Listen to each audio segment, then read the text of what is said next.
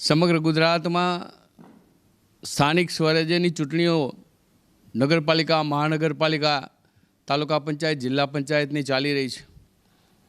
26 તારીખે રવિવારે સવારે 7 થી સાંજના 6 સુધીનું મતદાન છે।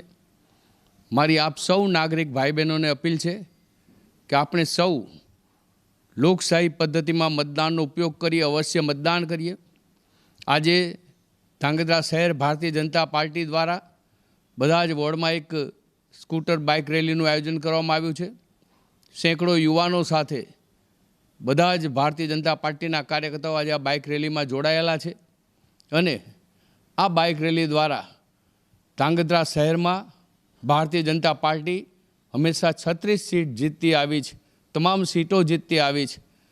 આજનો ભારતીય જનતા પાર્ટીનો સંકલ્પ છે કે આપણે સૌ સાથે મળીને મતદાન કરીએ, 36 સીટો કમળ વિજેતા બને એવું કરીએ અને સામેના ઉમેદવારોની ડિપોઝિટ જપ્ત થાય એ પ્રકારની તાકાત સાથે કામ કરીએ। આજની બાઇક રેલીનો સંદેશ એ આગામી દિવસોમાં ધાંગધ્રા શહેરને વધુ સ્વચ્છ, સુંદર, રળિયામણું, હરિયાળું બનાવવા માટેનો સંકલ્પ છે અને એ સંકલ્પ થકી ધાંગધ્રા શહેરનો વિકાસ કરીએ।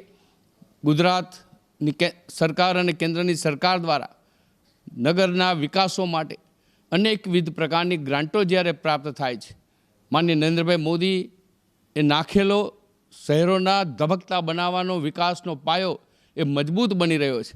માનનીય શ્રી ભૂપેન્દ્રભાઈ પટેલ એ વિકાસને સતત આગળ વધારવા માટે કાર્ય કરી રહ્યા છે, ત્યારે આપણે સૌ સાથે મળીને વિકાસના સાથીદાર બનીએ, ભારતીય જનતા પાર્ટીને વિજય અપાવીએ।